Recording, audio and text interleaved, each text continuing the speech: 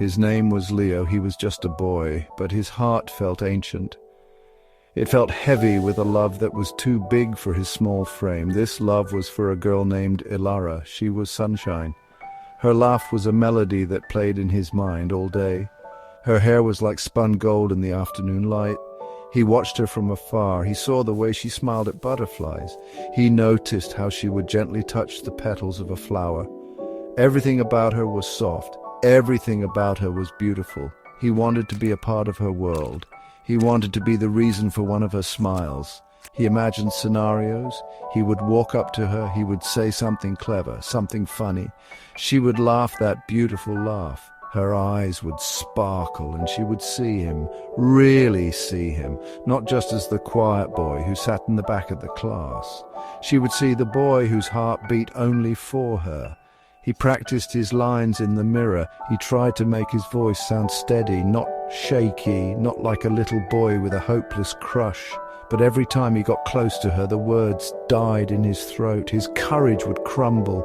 He would just stand there, silent, a shadow she never noticed. Love was a constant ache in his chest. It was a beautiful, painful thing. He wrote poems he would never show her. He drew pictures of her that he hid under his bed. Each one was a testament to his feelings, a silent declaration of his devotion. He knew every detail about her. He knew she loved the color blue. He knew she hummed when she was happy. He knew she was afraid of thunderstorms. He felt like he knew her soul, but she did not even know his name. This one-sided love was a heavy burden, but it was a burden he carried willingly, because loving her was the most real thing in his life. One day he gathered all his courage. It felt like a small, flickering candle in a storm. He found a single, perfect rose. Its petals were the color of a blush. He held it in his trembling hand. He walked towards her. His heart was a drum beating against his ribs, a frantic, chaotic rhythm. She was sitting by the old oak tree. She was reading a book. She looked so peaceful, so perfect.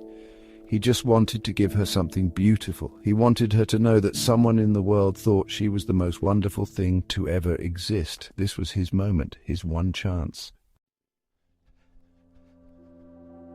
He stood before her. The world seemed to stop. He held out the rose. "For you," he whispered. His voice was a tiny sound, barely there. Ilara looked up from her book. Her eyes were wide with surprise. She looked at the rose, then she looked at him. There was no recognition in her gaze, just confusion. He saw the question in her eyes. "Who are you?" It was a silent blow. He had hoped for a smile. He had prayed for a kind word, but all he saw was the polite confusion of a stranger. His carefully constructed dream began to crack. She did not take the rose. Instead, her face crumpled. A tear escaped her eye, then another. "I'm sorry," she sobbed. "I can't." She wasn't being cruel. She was just a girl who was overwhelmed. A girl who did not understand the depth of his feelings. Leo's heart broke. It was a clean, sharp break. He had expected rejection, maybe a simple "no, thank you." But her tears were worse. Her tears meant she was hurt too. He had made the sunshine cry. He had brought sadness to the one person he wanted to make happy. The pain was unbearable. He felt the hurt spread through him. It started in his chest, a cold, heavy weight. It moved up to his throat, choking him. It stung his eyes, but he refused to cry. Not in front of her. He just stood there, helpless. The rose felt heavy in his hand, a symbol of his failure, all his love, all his daydreams. They were nothing, just a boy's foolish fantasy. He wanted the ground to swallow him whole. He wanted to disappear, to become invisible again. The silence between them was filled with her soft sobs. It was the saddest sound he had ever heard. He backed away slowly. He didn't know what else to do. He had caused this. His love had caused her pain. He felt like a monster. He turned and ran.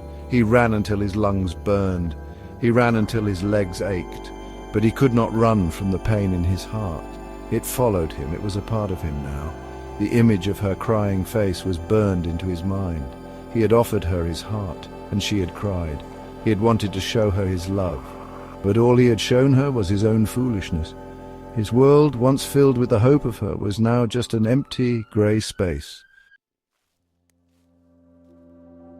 He collapsed in a hidden grove.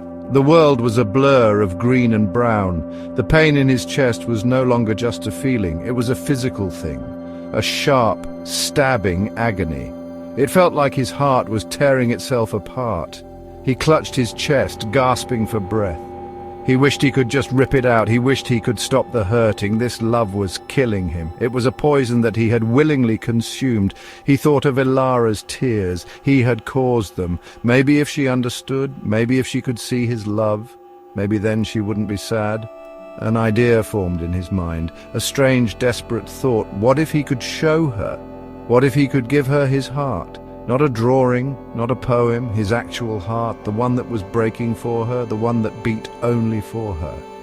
It was a crazy idea, a final, desperate act of a boy in pain. He imagined it.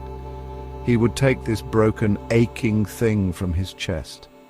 He would give it to her, then she would know. She would see the truth of his love. She would feel its weight. She would understand everything. And maybe, just maybe, his pain would finally have a purpose. This was his choice. It was the only thing that made sense in his world of pain. It was not a choice for life, it was a choice for love.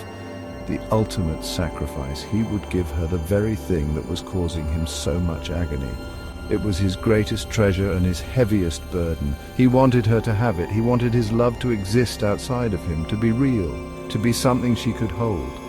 He closed his eyes. He focused on the pain. He focused on his love for her. He imagined his hands reaching into his own chest, finding the source of all his joy and all his sorrow. With a final ragged breath, he made his decision. He would go back to her. He would find her. He would perform this one last act. It was the only way to prove his love, the only way to stop the hurt for both of them. He felt a strange sense of peace settle over him. The fear was gone. The doubt was gone. All that remained was a pure, unwavering love. A love that was willing to give everything, even life itself. He was just a boy, but he was about to make a sacrifice that was bigger than anything he had ever known. He found her by the oak tree again. She was still crying. Her shoulders shook with quiet sobs. He walked towards her. He did not feel nervous this time. He only felt a deep, profound sadness. He knelt before her. "Don't cry," he said. His voice was calm. It was the voice of someone who had accepted their fate. He reached out his hands, and in them he held his heart. It was a soft, glowing light, pulsing with a gentle red warmth. It was beautiful. It was perfect. It was everything he felt for her, made real. Ilara looked up. Her tear-filled eyes widened in disbelief. She saw the glowing heart in his hands. It pulsed with a steady rhythm, a rhythm that sang a song of pure love. She saw the truth in it. She saw all the unspoken poems, all the hidden drawings, all the secret glances. She saw the depth of his devotion. She saw a love so powerful it had become a physical thing. Her tears stopped. She was mesmerized. She slowly reached out her hands. Her fingers trembled as she touched the warm, glowing light. It felt like sunshine. It felt like peace. She took the heart from his hands. As soon as it left his grasp, the light in Leo's eyes began to fade. A small smile touched his lips. He had done it. He had shown her. He had given her his love. He felt his body grow weak. His strength was leaving him. He slumped forward, his head resting gently in her lap. The world around him went dark. The pain was finally gone. He had given it all away. He had made his final sacrifice. He had given her his heart, and with it he had given her his life. Ilara held the glowing heart to her chest. She could feel its warmth spreading through her. She could feel his love. It was overwhelming. It was beautiful, and it was heartbreaking. She looked down at the boy in her lap. She finally saw him. She saw the boy who loved her more than life itself. And now he was gone. A new wave of tears fell from her eyes. But these were different tears. They were not tears of confusion. They were tears of loss. Tears for the boy she never knew. Tears for the beautiful, tragic love she now held in her hands. She wept for him, her cries echoing through the silent grove.